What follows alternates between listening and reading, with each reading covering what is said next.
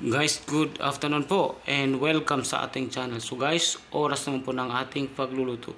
So ang ating recipe sa ngayon ay magluluto tayo ng masbos chicken biryani. So yan guys, meron tayong 1 kilo ng basmati rice at saka siyempre ang ating whole fresh chicken. So yan guys, nakababad po kanina sa turmeric powder para po matanggal ang lansa ng ating chicken. So siyempre meron din tayong mga sangkap na luya, garlic, 1 piraso ng chicken cubes, meron din tayong onion at gagamit din tayo ng kebab masala, tandoori masala, chicken seasoning at saka siyempre guys ang ating cooking oil. So guys, umpisa na po natin ang ating pagluluto ng masbos chicken biryani. Gagamit tayo ng cooking oil panggisa. Garlic ang una nating igisa. Sunod ang luya.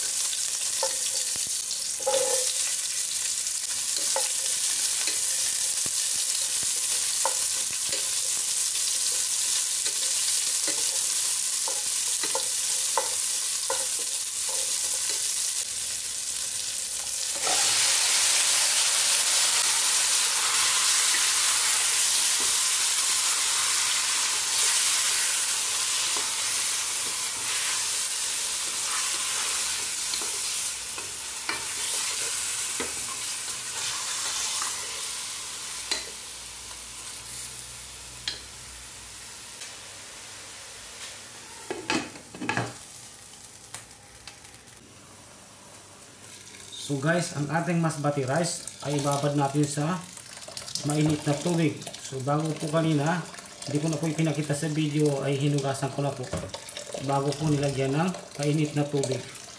So ibabad natin guys ng within 5 minutes.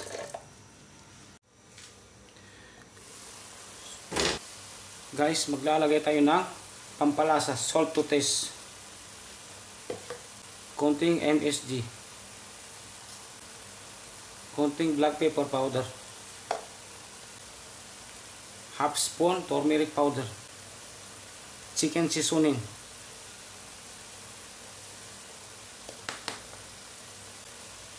kebab masala, tandoori masala, chicken cubes,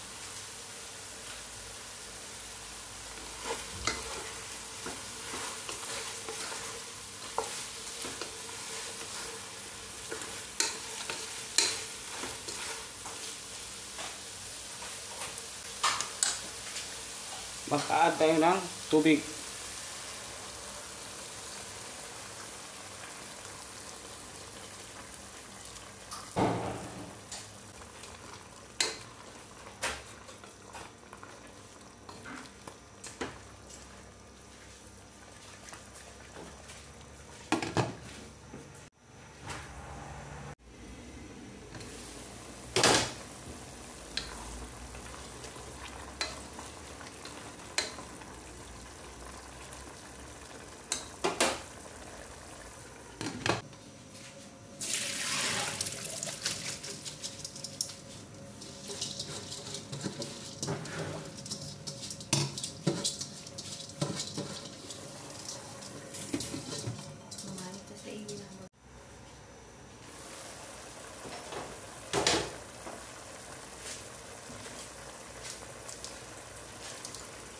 So guys, ilalagay ko ng ating basmati rice.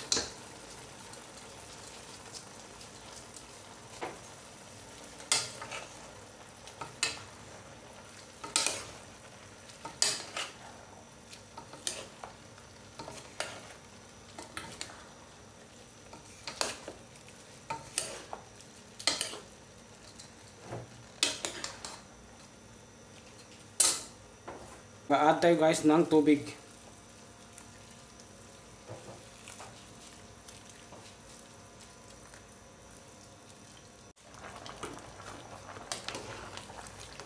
So pagkatapos natin guys lagyan ng tubig, i-mekos-mekos natin ng maayos para pantay-pantay po yung tubig sa ating recipe. So para pag naluto po ay maganda po ang pagkaluto. So ayan guys, takpan natin. At saka pag nag-steamer na po yung tubig ng ating masbos biryani or chicken masbos biryani, ay saka natin i-low heat. So ngayon, takpan natin.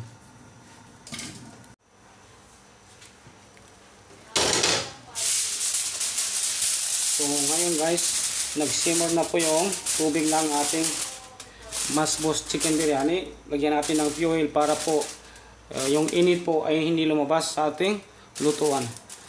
So ganito po ang gagawin natin. At same time guys, ay low heat natin ang volume ng ating apoy.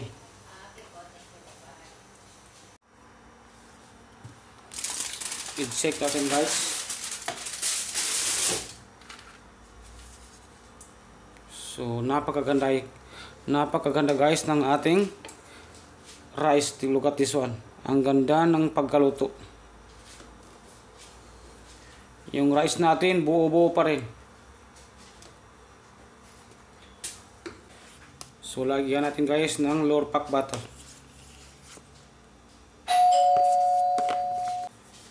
So ngayon guys, takpan natin ulit. So within 3 minutes, tamang-tama matunaw po yung ating butter, ay luto na po yan. So guys, ready na po ang ating fresh na vegetable salad. Nakapares ng ating masbos chicken biryani. So napaka compatible ito guys. Talaga kailangan natin ng salad pag meron tayong biryani. So templado na to guys. So may mga sangkap na to guys na nilagay natin na olive oil, lemon, salt at saka black pepper powder. So yun lang guys ang ating ginamit na pampalasa. So i-check natin guys ang ating masbos chicken biryani. So ito na guys, well done. Luto na po. So pwede natin hanguin at i-serve sa ating family. So please lang po guys, pag nagustuhan yung aking recipe sa ngayon, paki-comment, like, and share, follow, or subscribe na lang po. At huwag lang kalimutan, pinutin ang notification bell para po sa mga susunod nating videos ay ma-update po kayo kaagad. So guys, kain na po tayo and thank you for watching.